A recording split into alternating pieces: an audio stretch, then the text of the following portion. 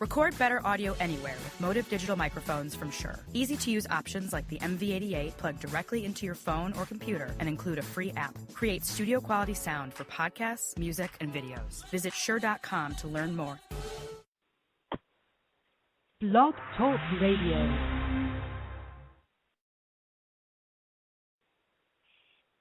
Hello, listeners, and welcome to Show Talk with Angela Butler.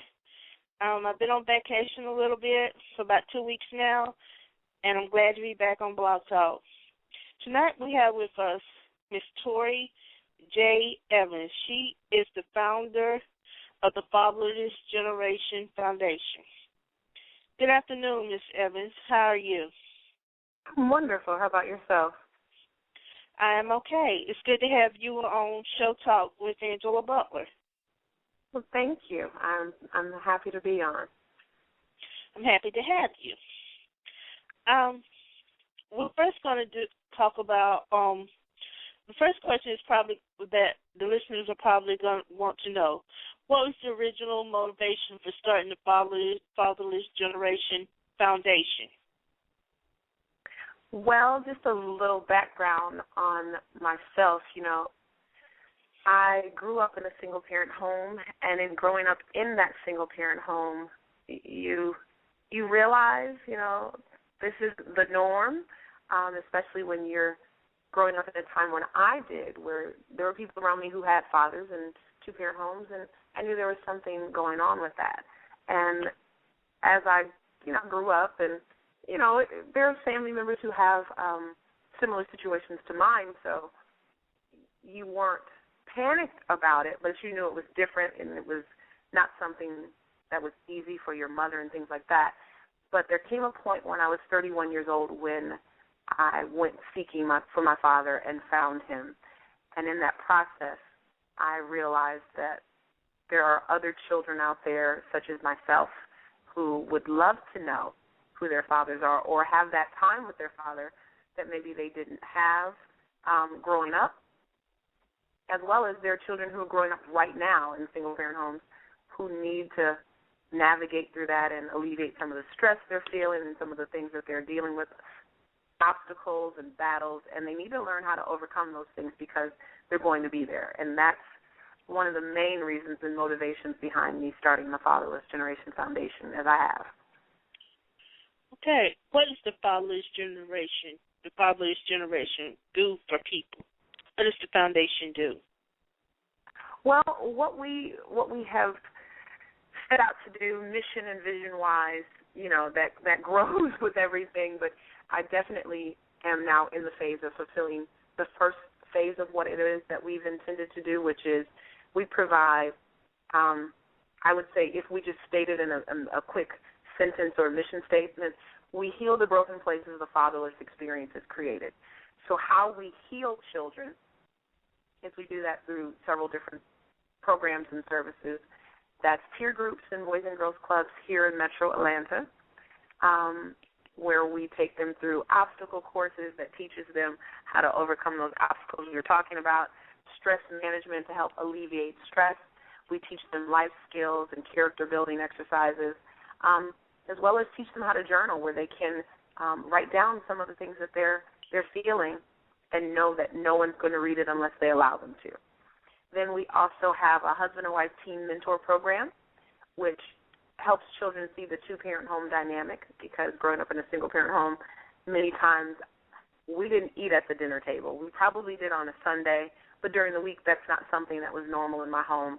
And I wanted to make sure that the children were able to do some of the things that they should be able to do in a two-parent home, as well as see the dynamic of a husband and wife and how they work together, so that when they became adults, they could know what that looks like. So many people are in these dysfunctional relationships and dysfunctional marriages because they have no idea what a two-parent home looks like or what it's supposed to function, how it's supposed to function.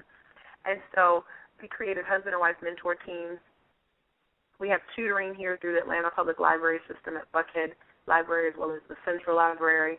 We have emergency financial assistance, which can help you with utilities, referrals to get food, or rental issues that you have, whether that's I can't pay my bill or I'm looking for a place, I can't pay my rent and I'm looking for a place to live or something like that, I'm being evicted. We help through some of those processes, as well as we re-engage biological fathers who've been absent. And so that's the helm of what we do, which I love because that's what created this in the first place for me, is finding my own dad. And we've currently done 37 of those and looking to do many more. And so those are the things that we do here in Atlanta. We have recreational events where people can come and have fun and different fundraisers and things like that as well. But those are the services and programs that we provide. So is that overall 37 people, or is that just in the Atlanta area? That we've re-engaged back to their children? That you've re-engaged back to the children, 37 people. Mm-hmm. Now, we have 1,300 children in the program, and we have 160, I think it's 162 now, who are in our husband and wife team mentor program. But we've done 37 re-engagements so far. Okay, all right. What is the primary example of a kid or youth without a father? What would be the primary, let me see if I can rephrase this. What would be the primary example of what a kid or youth without a father would experience? It depends on, I hate to say it like this, but it depends on what side of the coin they're on. Are they a child who has never met their father? Because there are 4 different categories of growing up fatherless. One being, I've never met my father, and so therefore I'm fatherless because I don't even know who he is. Number 2, my parents are divorced or separated, or my dad, my mother and father were never married, but my dad comes and gets me, every other weekend or once a month or whatever. He's around, but he doesn't live in the home with me. Then you have my father sits on the couch, but there's no emotional bond between us. And then you have the 4th one, which is my dad has died, and I'm now, therefore, fatherless. So it depends on which side of that, the whole fatherless situation you're on. But you can have individuals who are, as the statistics say, who are dropping out of high school at a crazy rate, those who are becoming sexually active at a younger rate. You have high crime rates. And so often we look at society and the things that are going on, and we pin it on one thing, which happens to be really the fruit, and it's not the root of the situation. And in most cases, what's happening to the youth is more and more of them are growing up fatherless. I mean, you got 70 to 72% of African Americans who are growing up fatherless, and if you just look around at some of the things that are happening within our community, on TV, in our neighborhoods, in the newspapers, all of that, you can see that there's something that is falling apart, and it's genuinely falling apart, and no one's putting it back together. And you have 40% overall households that are growing up fatherless. And I just had a conversation at the pool earlier where a young lady, she's from Romania. And this is interesting because this is not just something that's happening in Atlanta. This is not something that's just happening in the United States. This is a global issue, and we keep ignoring it. But she grew up in Romania, and she's a Romanian pop star. And she sells lots of albums, and she's here recording her album. And she was at the pool with a friend, and they asked me to come down, and we were all talking. And she said that she would have no problem having children or adopting a child without having a father involved because she saw her mother do it, and it was just fine. And then, shortly after she, when we were talking about other things, she was divulging the fact that she did grow up in a single-parent home. But before she even let that out, there were things she was saying, and I was like, wow, why does she think a woman can do it by herself? But she finally said, my mother did it by herself. And I think that is one of the biggest fallacies that we are walking under at this stage. So many people see their mothers raising them solo, and so they think men are not necessary. And so you have a lot of young girls who are looking for the love of the father, and so they'll have a child to find that and get that love. When they have the child, they realize that there's so much more to this. And so they're thinking, I don't need a man. My mother didn't have a man. And just the concepts and the things that the youth are thinking and believing, unfortunately, a lot of that comes from the absence of their father because the father is not there to instill their identity. So they're looking for it in gangs. And maybe it's not that severe. They're looking for it in things that they see on TV or in magazines. and it creates, dysfunction or disorder within their lives. And we have to figure out how to get men re-engaged in a way that is functional for both him and the mother of the child, but most of all for me, the child, because I'm not, as I tell people all the time, I'm not here for the mother and the father. I get that. I'm giving a voice to the children, and that's my plight, period. Okay. So. Giving a voice to the children. Mhm. All right. There's nothing wrong with that. Is incarceration one of the main causes of fathers not being in the home? Have you found that incarceration is one of the main factors? I won't say the main, but it is one. I mean, they're 20 times more likely to end up in prison. And in our time in a jail here in Atlanta, who I believe the number was, they have 45,000 inmates that come in and out in a 12-month cycle. 75% of them were between the ages of 18 and 22, and 85% of those were fatherless. And so when you have that kind of dynamic, you can't ignore the fact that, hello, these young men are in here based on some of the choices they've made because they didn't have the right person steering them and guiding them to do the right things and to live a certain way. In a utopia, we believe that fathers would teach them the right way. In a perfect world, a father would do that. I'm not saying that in every situation a father has taught their child the right way, because we know and heard of certain situations where fathers have led their children down the wrong path and they've still ended up in jail. But in a perfect world, when a father is doing what God the Father would have them to do, this would not be an issue. And we have to figure out how to navigate our communities, our youth within our church, even the adults. That's the other piece that I don't think we realize. A lot of these adults are parenting broken because they grew up in fatherless homes, and you have to calculate that into the equation.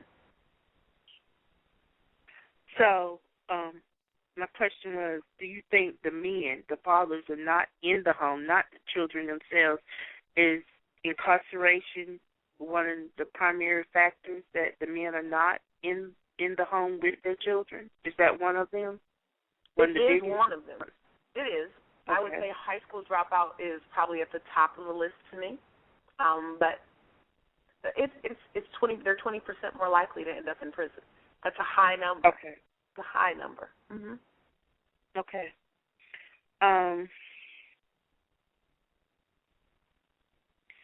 Is the second factor finances? Do you think the second factor would be financial? Is why the children are in prison? Is that what you're asking? Or no, what? why the children are fathers? Do you think the fathers are not there with the children because of incarceration and also because of finance? Or is it just... No. I get your question now. I get it now.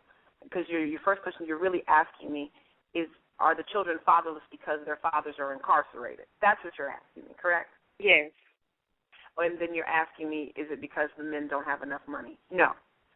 Children are fatherless because, I hate to say this, and women email me and get on me, but I have met so many men through this journey, and I can tell you 85 to 90% of them would be involved, but there's a woman on the other side who's doing a lot of blocking.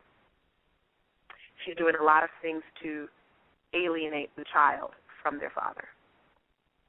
And it is creating a dynamic that the man does not want to deal with. Have you ever known of a situation where a man has children on one side of the town that he doesn't see at all, and he has nothing to do with them, and then he has children and a wife and a family on another side of town, and he takes care of them completely and totally? Have you ever seen that or heard of that dynamic before? Yes. I was one of those children. You were one of those children. Okay. Yes. And so when you see that, a lot of times there is something going on with the mother of the children that he does not see, that he can't deal with. And each situation is something totally different. And I'm not giving anybody a pass. I'm just telling you Either it's how they argue or how they communicate. I've seen situations where it's the pettiest of things. Oh, he cheated on me, so I'm not even bothering with that. Or, she did this, and so I can't deal with her. And then you have situations that are just as simple as he just doesn't know how to fight the system. He doesn't know how to do it.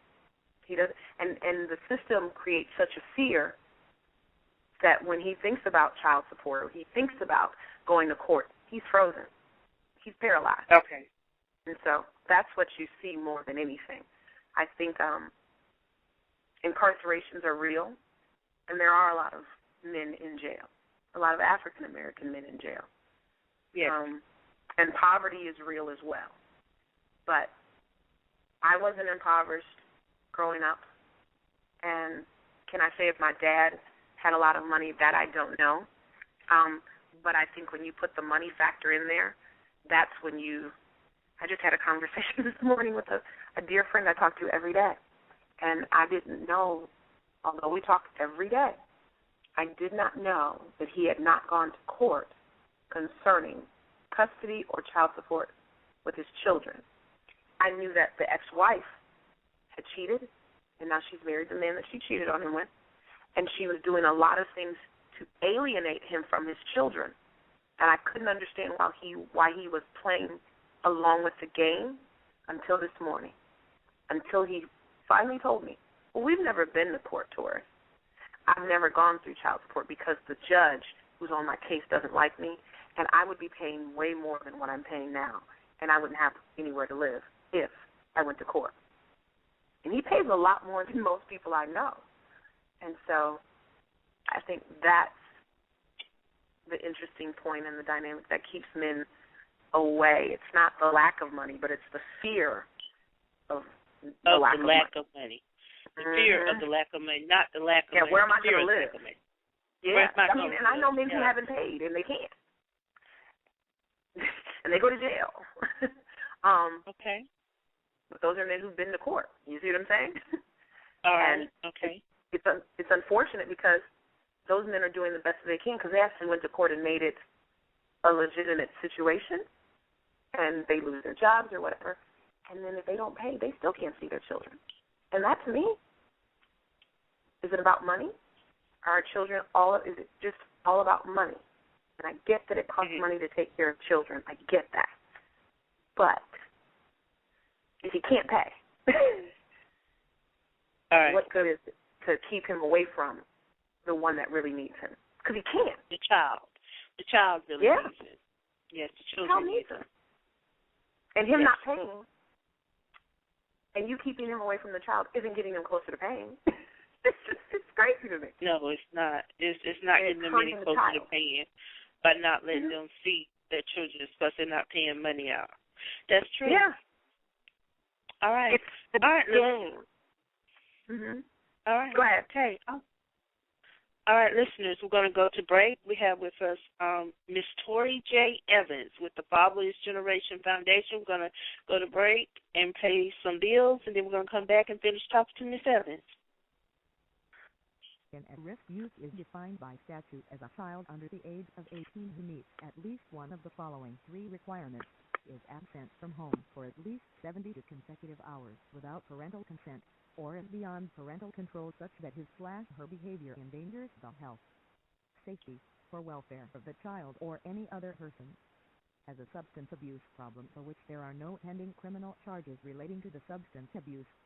At Camp Penny, we have found that at-risk youth struggles with complex issues and scenarios that are brought on by peers, mentors, family members, and difficult social environments. Camp Penny understands the increased complexity of today's at-risk youth. As on parents, Camp Penny works with nonprofits and federal agencies to find solutions.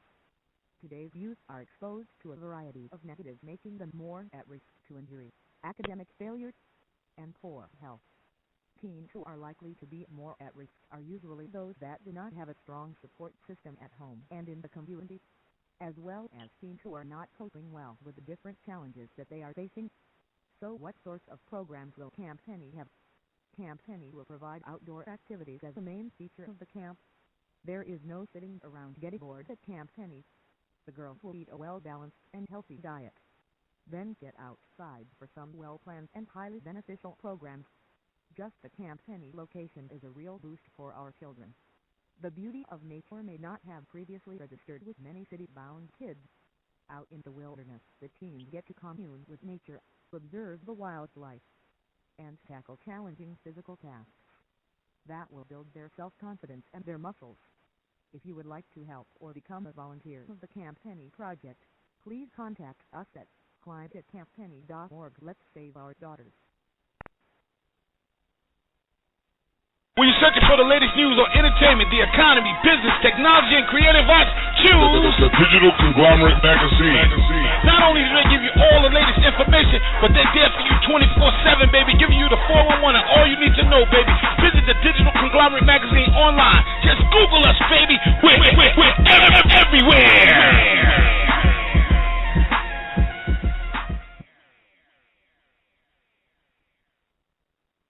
Let's get down to business. So you're having that company function or business function, and you need the proper services to get that business menu pumping. Okay, here's the solution. Call Exquisite Barista Services. Exquisite Barista Services has the experience to create a signature beverage for your business or organization. Services also include barista training, custom beverage menu creation, food and beverage pairing, and so much more. Visit Exquisite Barista Services online at www.exquisiteexpressinc.com or better yet, call 210-701-0143. That's 210-701-0143. Don't take your chances on the other man. Get that grand plan and choose Exquisite Barista Services. All right, listeners, that was some of our advertisers. Let's not forget Power of the V by author John Watts. Do not forget also Butterfly Cosmetic. That's April Smith Holt's company. That's www.butterflycosmetics.com. All right, listeners, we have with us Tori J. Evans. Miss Evans is on Show Talk with Angela Butler. All right. Miss Evans. Yes, I'm here. Okay. What adversities and trials do children who are fatherless go through? What do you think children who are fatherless go through? Now, I know, and you may know, but there are some people who may not get it. So could you explain a little bit what adversity and trials the children who are fatherless go through? Well, if we just go, down the statistics that are out there, and we can, generally say 75% of fatherless children drop out of high school. They're 20 times more likely to be incarcerated. They're 10 times more likely to be involved in teenage suicides. They are 5 times more likely to have mental disorders. Those things we can go down, and you can find those on, the internet and different things like that. But when it comes to my own life, which I think, when you're talking about being fatherless, causes people to get it more when they're talking to someone and they can say, oh, that's what she's dealt with. I mean, I was molested at 12, and that took a lot of different took me through a lot of different things, but more than anything, it took me through a lot of different changes with my own mother and questioning her ability and her capability and questioning, making me question my own security and protection in this world. And when you have things like that, it causes you to, either you're going to go by the wayside or you're going to become an overachiever. And I think in some ways I became an overachiever. And you just kind of go with that. But there are a million different things that kids go through. Mentally, they question whether or not they're loved. I have a lot of kids in my program who are genuinely concerned about their parents and whether or not their parents love them. One little boy, he cried one day and said, if my father loved me, he wouldn't have left. And he cried like a baby, balled up into my arms, and he's 9. And that was very difficult for him to even process, although his father came and got them, once a month, sometimes twice a month, and told him that he loved him. he didn't believe it. Because love is in an action, and even a 9-year-old knows that. And so I think more than anything, the question of, am I loved, is what you deal with more than anything as a fatherless child. And in questioning, am I loved, that makes you go looking for it, and you find it. It's just in different ways. I was blessed that I didn't have, I had those questions, but I had people around me who kept me from looking for it, or, kept me from going out and seeking it in some of the ways that we know to be true in our society now. So, yeah, there's a lot of ways that we're impacted in that regard. You have a master's and a bachelor's degree, I believe. Mm-hmm. Am I correct? Mm-hmm. You're right. Mm-hmm. A master's in science and yes, chemistry, biochemistry. Okay, you're very intelligent. And a bachelor's in something else. In chemistry. Yeah. Chemistry, both on the I was going to go be okay. a doctor, and this is the interesting thing about my life. I knew from the time I was probably about 8 that I wanted to be a doctor. And there was nothing you could tell me, because I knew I was going to go deliver babies, right? Okay. And that's what I knew. And so I was going to school and creating that path just for that. And there came a point where I wasn't enjoying what I was doing, and God called me out, and I went, and ministry became the focus. It became the total focus. And it was like, yeah, you're not going to deliver babies that way. And one of the things that I have told people probably in the last 6 months that I realized was, even as a child, you have an understanding of what you're called to do if you have a connection to God. And most kids have a connection to God because they're not tainted and they don't go through all those different things at such an early age. But I'm 8 years old, I knew. And I think a lot of kids know. You ask kids, I want to be a fireman. I want to be a doctor. I want to be a lawyer. Well, they say those things because those are the things that are, those are finite things. That's tangible. So me wanting to be an OBGYN and deliver babies, I believe that was the tangible understanding that I had when I knew that I was supposed to deliver babies. Another way. Yes, but I now deliver babies in a different way. Exactly. So that was always the understanding. But what it is what I do now, is what I was always intended to do. And I deliver babies who are going through the fatherless experience and dealing with it and healing them from that process. So, yeah. Yes, and God is going to bless you for that. Does the welfare system, Section 8, in your opinion, in housing in different ways, discourage marriage or at least cause women to stay single? In your opinion, now, give me an honest opinion. When you look at Section, I will. You don't think it does? No, I do. I believe that's what originally created the fatherless situation to begin with, because when you look at when welfare was implemented, and if you read the books, it's funny how we as a group of African Americans or as whites, we choose political parties. And I think to some degree blacks have chosen a political party that has never really had its best interest at hand. It's just appeared as though it has, because it gives us handouts. But there's always something or some type of penalty to pay for that handout. And I'm not saying you should be one political party or another. That's not my position. But we seem to follow the political party of Democrats. And in that, Democrats were the ones who really implemented the welfare system. And in implementing that, there were some things that could and could not take place in your home if you received those benefits, and one of them was a man living there. So the man, in order to take care of his home, he would move down the street so that could happen, so that you could get a welfare check. And that, to me, is not a good situation at all on any level.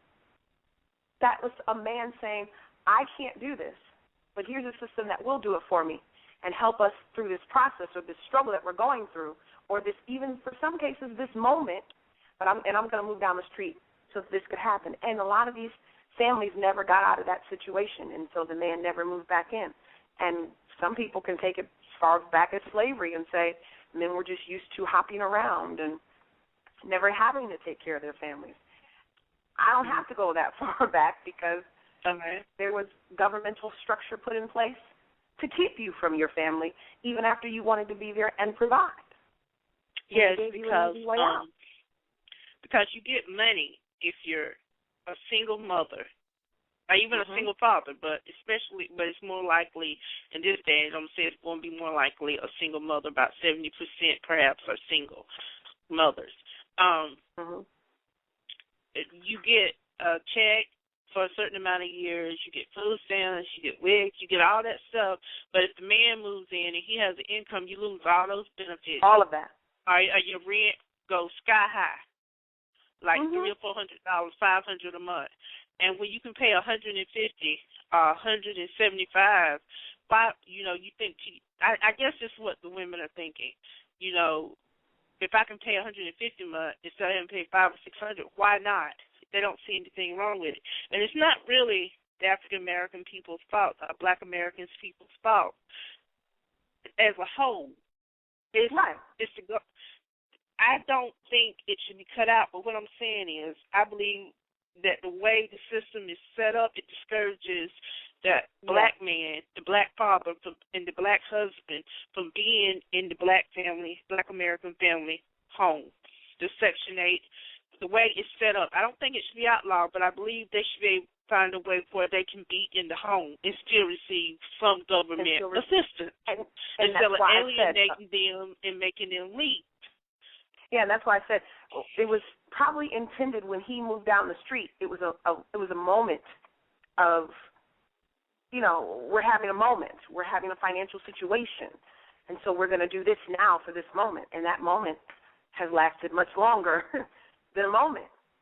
And the system is not set up to ever get him back into the home. It's not designed that way at all. It's not set up to and it should be a way for him to get back in the home and get the job and get them back on their feet without needing the system, but it's not. And that's unfortunate. And then there's the prison system. And then there's the welfare system. All that is a trap. To me, that's a trap. In my opinion, my honest opinion, that is a trap. All that is some sort of trap because the children are being hurt and the mothers are being hurt and the dads are being hurt. So it's just a vicious cycle that goes round and round and round and round, and it's crazy because the law, the way the law is set up, is hurting people. Well, I don't think that if we're going to talk about governmental systems at this point, I don't think the governmental systems are concerned about hurt.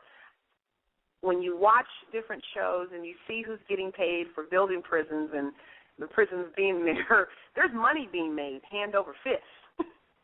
Yes, for I understand people going into prisons. So if we're talking about governmental systems, it's a form of modern day slavery. I understand that, and I've said that before, but still, it's destroying. And yes, you're right. They're not concerned. And there's a reason to destroy. I was reading something because I was studying for the talk show that I do, and I was studying for one of the shows that we were putting together. And we have this wonderfully put together African American woman who's strong and beautiful in all of her flair. And the best part about her, so we say, is how independent she is, right? We love that whole philosophy of being an independent woman. And as I was studying about this independent woman and where it came from, I put things on Facebook and asked people questions while I was going through and studying and wanting the people's opinions so that we could put this stuff on the show.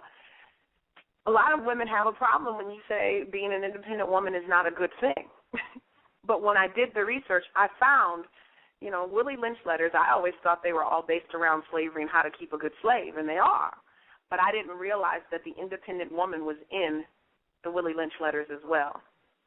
And that blew my mind because the more you cause a woman to feel like she's independent, that causes her to push a man out. So the Willie Lynch letters put women in, they were saying, in order to keep the union of man and woman, African American, the slave, from becoming unified and pushing, what you do is you destroy the woman's vision or her view of man, of her man or any black man. And so what you do is you take one and you rip him apart in front of her, like just tear him apart. And then the other one, you beat him, and you beat him to a pulp right in front of her. And what that does is it takes away her sense of security, and so then she begins to believe that she is the only security her child has, and then she trains her children that way. I'm sorry to interrupt you, but that's what, when you see, when a mother sees her husband, her fiance going to be put in jail or sent to prison or goes to court, that's the same thing as slave system. It's a different system, but that's the same prison. I'll say this again, listeners, and I know you're listening. When a woman sees her husband being put in jail or sent to prison, that's the same way our ancestors, the slaves, saw things. Yep. And so then you train your children. It's psychological. You train your children that you are the strong one. You're the ones that your we're girls, the ones that have to rely on. Yeah, your girls said that you train your girls to be independent and you can't rely on a man, and then you train your boys to be weaker so that they're never put in a position where they will be singled out and ripped apart. And so when we look at our society, there's a lot of, unfortunately, there's some weak men out here because they bought into the lie. And there's some women who are overpowering and overbearing and way too strong and independent. And I can be guilty of that myself. And I have to find myself stepping back and allowing the help and the person to come in and be who they need to be for me. But yes, it's just a different system. How do you feel about mothers receiving all the credit as fathers and mothers? I don't believe that that's a good thing. Because a woman cannot be a mother and a father. God didn't create us that way. You can be the best possible mother you can be. But it goes into, I was the only woman on this panel about a year ago. And it was a male panel, and they wanted to discuss very much so what you and I are discussing right now, the system and all of those things that go along with it. And one lady in the discussion stood up and said, when my son doesn't do what he needs to do, I yell at him, I get up in his face, I tell him he needs to do his homework, and I'm growling at him. Sometimes I even hit him in the chest. And the men were anxiously trying to answer, and I was as well. And they yielded to me to allow me to answer because I think they had confidence that I was going to say the right thing. And clearly I did because they all applauded. But as a woman, we think we know how men would react and how they would raise their children, but a man never raises his voice like that when it comes to his kids. It can happen if it's something crazy. But when a father walks into the room, everybody's chill. Everybody gets it together. He didn't have to raise his voice and be on his chest. That's what we think men do. Do you see what I'm saying? As women, that's what we have become, trying to become this man and this woman all in one. And what you're teaching your child, especially a male child, women, I hope you're listening, what you're teaching them is to allow a woman to get up in his face. What you're teaching them is how to tolerate that and take that from a woman. And that is not a good thing. It's not an acceptable thing. And if your daughter sees that, what you teach her is how to do that to another man. We've got this thing all wrong.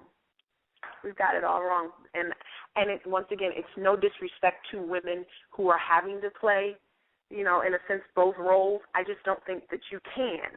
Why not just let God be the father? And because that was my saving grace.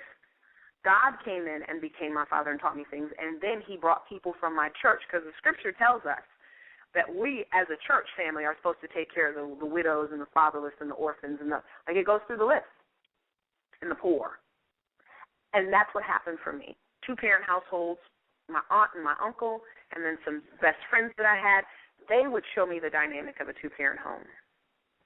That's where I would see, and I would get the instruction on how a man should operate. And that's what single mothers should be looking for.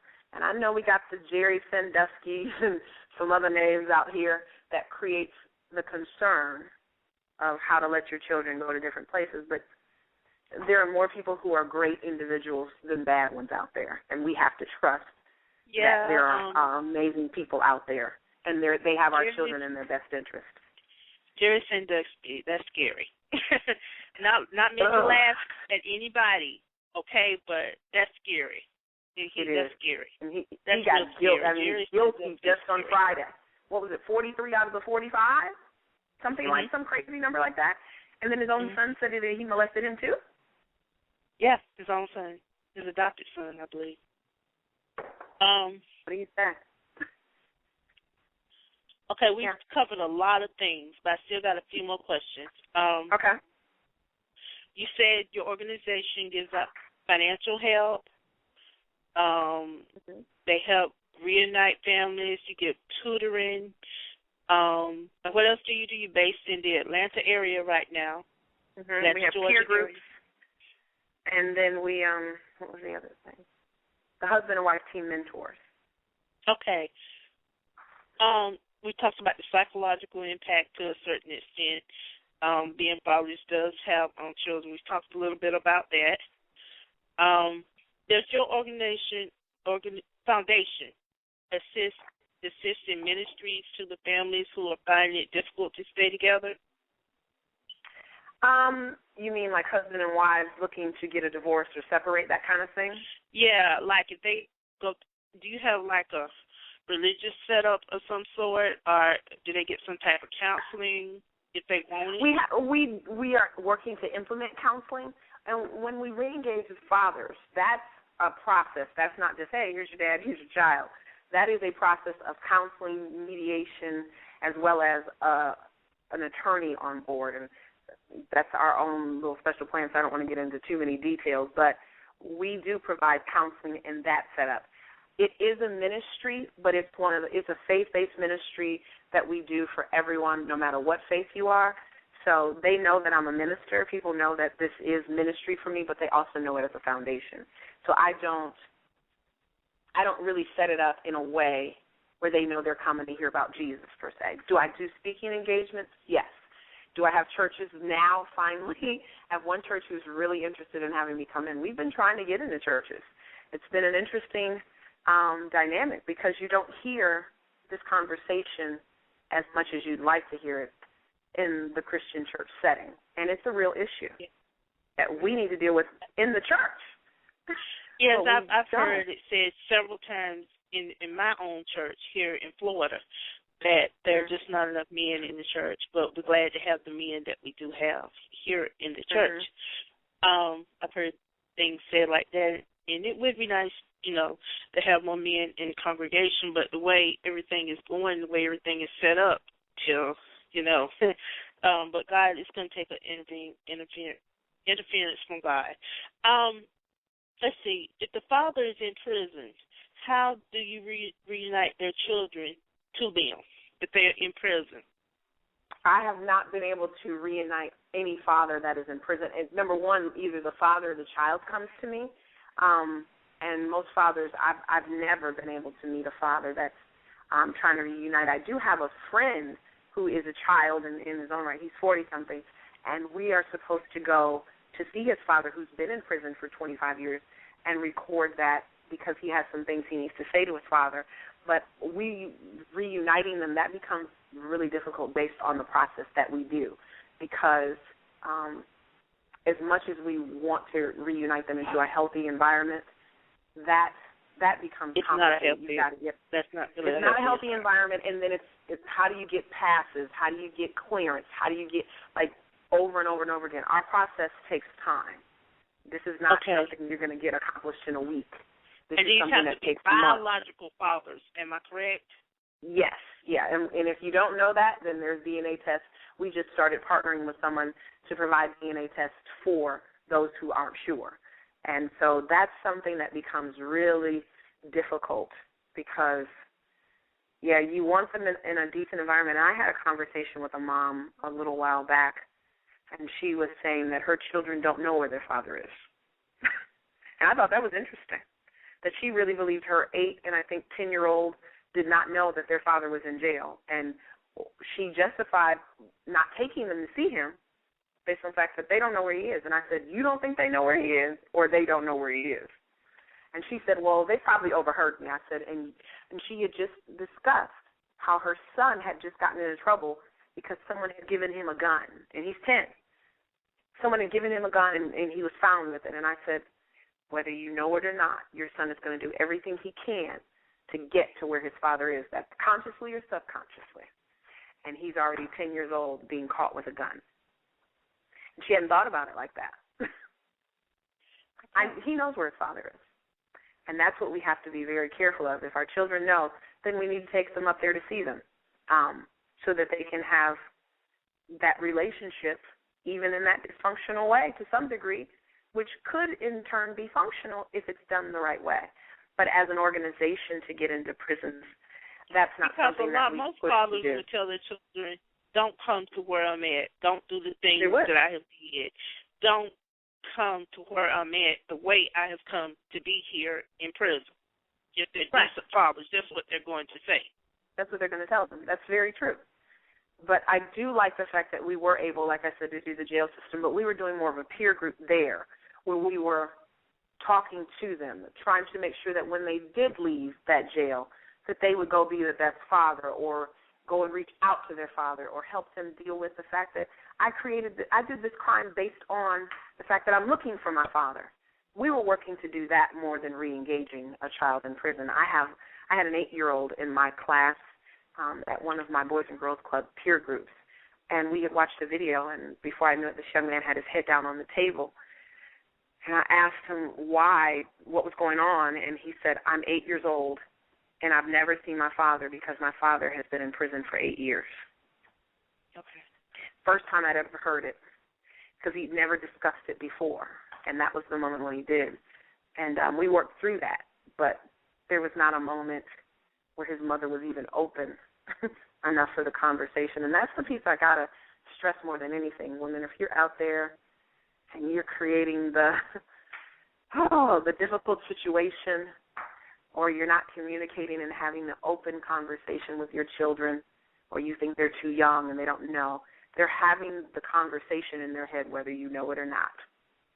And you need to clarify and speak truth to that, because they're coming up with their own assumptions because the mothers aren't talking.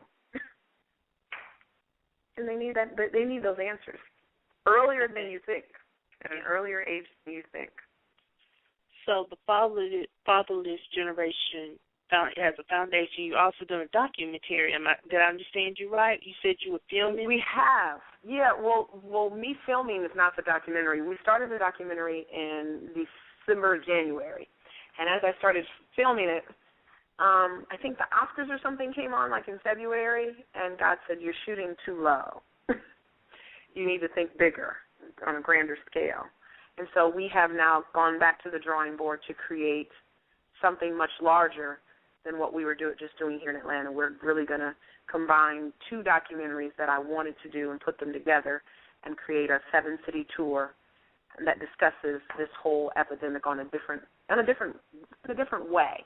So often you hear the negative responses, but there's a lot of people who are successful who have grown up fatherless, and we need to talk to them.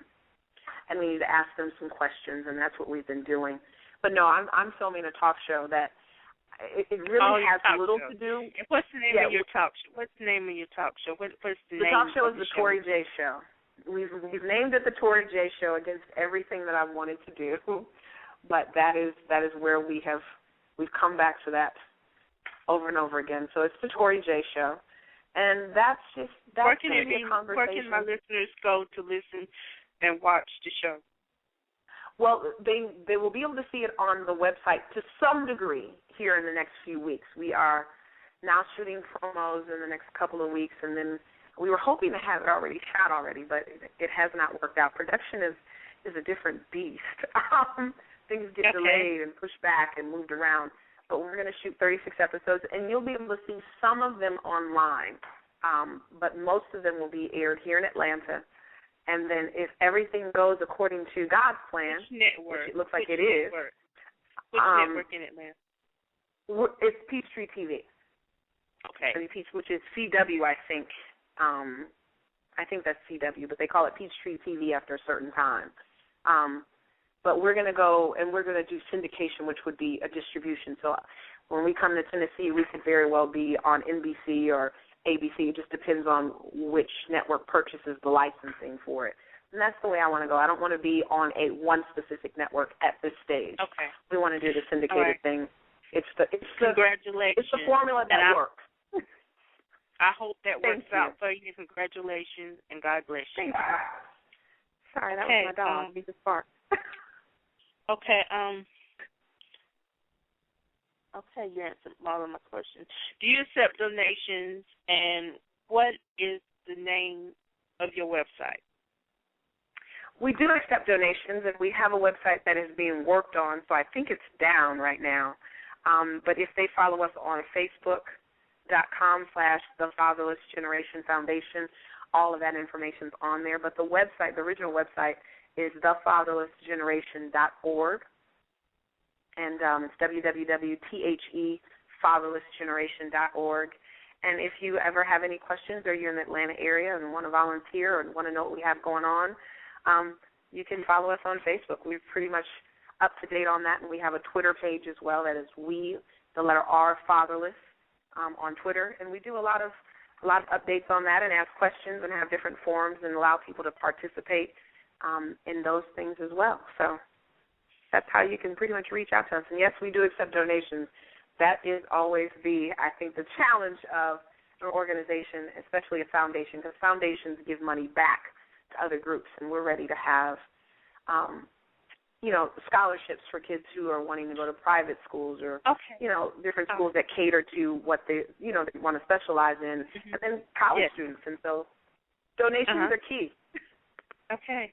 Have you seen, now with your own foundation, I want to call it an organization, with your own foundation, have you seen an increase since the recession has started?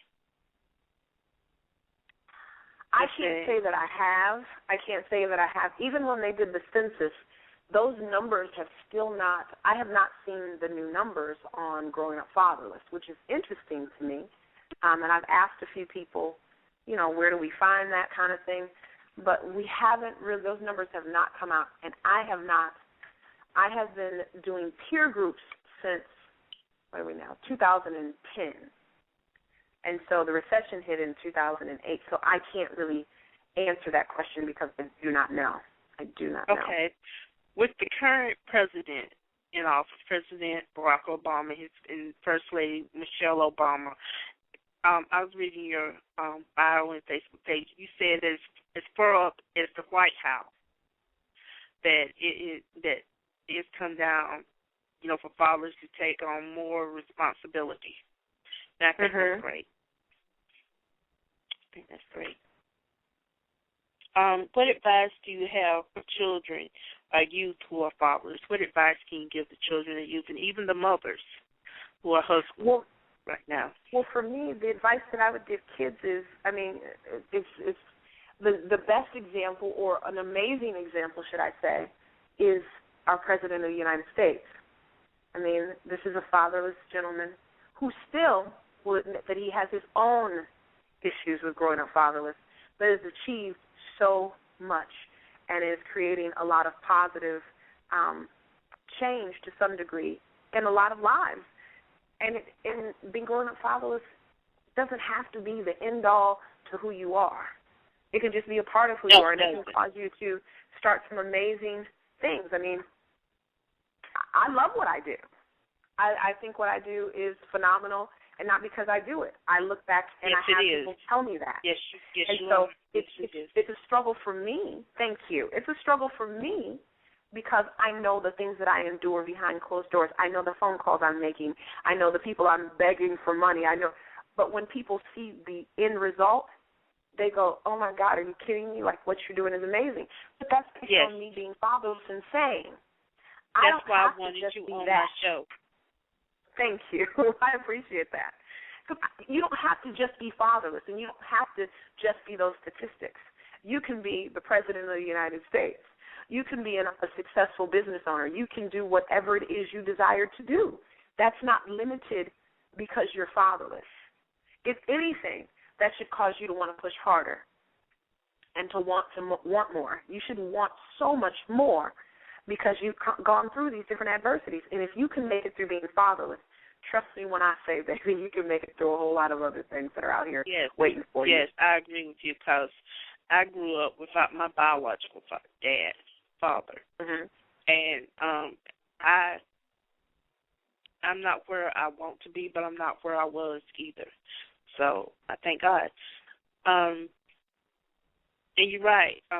Like Ms. Tori J. Evans said, that should give you more, make you want to be an achiever, not necessarily an overachiever, but it should make you want to do better and more. But I know as a child, children cannot understand it. But it doesn't mean that you're a loser or that you're forsaken or that especially you don't have a father in your home that you've been forgotten about, because there's still a God up above. There's a higher power. Yeah. So, don't hang your head. I know it's hard for a little 9 or 10-year-old to understand, but a 16, 15, 16, 17-year-old can understand what I'm saying. A 14-year-old can too. 13-year-old can too. But a child cannot. But don't hang your head because your dad is not in the home. Because you have a father in heaven. So keep your dreams high. Keep your head up. Because that's one of the first things God ever spoke to me. And I had this conversation with someone the other day, and they were like, yesterday. She's like, you believe God speaks to you? And we're of different denominations and faiths. And so her faith does not believe that God speaks in this day and age. And I understood her position. Still didn't change the fact that I know that God speaks to me. And at 12, the first thing God said to me was, I am a father to the fatherless. And he said, when your mother and your father forsake you, that I will be there to take care of you. And I was very clear that he said that to me. And I think that was one of the things as well that made me go, okay, there's something more to this. And I don't have to hang my head, and I don't have to be embarrassed at all. Right. That is correct. And I had to learn that. I'm 41 years old, and I had to learn that. All right, listeners. We've had with us tonight on Show Talk with Angela Butler, Miss Tori J. Evans of the Fatherless Generation, who's coming out with a television show. Hopefully it will be on a major network. So you pray, everybody pray for it. It will be. It will be. Oh, it's definite. Okay. It's going to be on a major network. And look for the book. I was just in Jet Magazine, and the person who wrote that article is now partnering with me to write this book and have it done by the time the fall hits. And so we have some people interested in this book so that you can know I'm breaking the silence on what a child feels like growing up without their father and the things that you think about and the things that you endure. And so this is going to be one of a kind. All right. Okay, congratulations again. Congratulations again. Is there anything you would like to add to the show? We have about 2 minutes, a little more than 2 minutes left. Is there something you'd like to add that hasn't been covered to the show? No, I think we've covered everything. I hope that they got enough information on who we are, and they can check us out, like I said, on Facebook. Go to the Fatherless Generation Foundation and see what we're really doing. We have some great videos out there where you can see our peer groups in action. And if you want to ever email us, we're thefatherlessgeneration@gmail.com. And you can email us and ask questions or anything that you want to ask. Or we're not judging. We're not here to judge. We're here to help. And that's the bottom line for me. So I thank you so much for having me on my show, and I wish you much success. I really started out on Blog Talk. And people don't know that. But I started on Blog Talk. I didn't know that. I did. Okay. I started out on Blog Talk and got a radio show here in Atlanta on a gospel station, and then that created some more stuff, and TV started. So well, maybe God will bless me too. Maybe God will bless me too. Looks like He is. How about that? I thank you, Ms. Tori J. Evans. I thank you for coming on Show Talk with Angela Butler. And can I go? What was the name of your show on Blog Talk Radio? Can I go to some of the old shows and listen to them? I'm trying to remember. I think it was under CIHI Network. I think it might have been called The Standard with Tori J. It might have been. I'll email it to you because it's been so long. Thank you. And I've tried to access it because I don't have the password anymore, but I'll email it to you. And I did not see that Jet magazine with you in it, but I will go and look for it. Which month was it? April. I'll email you the link so you can see it. Yep. All right. Thank you. Thank you very much. You're welcome. And maybe I can get a copy of the documentary and the book for my own personal viewing and my own personal. I will make that available. I will definitely make that available. Not said souvenirs, but I would like a copy of it. So I got you. I will make that available. If I call you a week from now, if I call you and ask for a copy, don't be surprised if I say, hey, Miss Evans, you said you were going to send me a copy. Well, give me some time. Please give me to the fall. At least give me to the fall to have some of this stuff done. There's a lot of work going on right now. All right. So once again, I thank you. I am headed to get my workout on and play some tennis tonight before it rains here in Atlanta. So I will talk to you. Thank you so much for having me on your show. And thank you for coming on Show Talk with Angela Butler. All right. You have a great night. All right, listeners, we've had with us tonight Miss Tori J. Evans. She was a former Blog Talk host, which I'm still one, I'm proud to say, and hopefully God will bless me too. Thank you for tuning in to Show Talk with Angela Butler. Have a good night, listeners. This weekend at Kohl's, there's still time to save on great gifts for Dad, like a new dress shirt or tie, only $19.99. Give him a watch gift set for only $27.99. And save 50 to 60% on a performance golf shirt. And no matter how you pay, take an extra 20% off these already great sale prices. Everyone gets Kohl's cash, too. Thursday through Sunday at Kohl's. Now that's the good stuff. Kohl's. Select styles offer valid June 16th through 19th. Some exclusions apply. See store or Kohls.com for details. Hey, it's Flo, and this is my impression of a drill instructor directing a musical. 10 hut! Get those tap heels in line and let me see those jazz hands! Are you bundling your home and auto insurance through Progressive?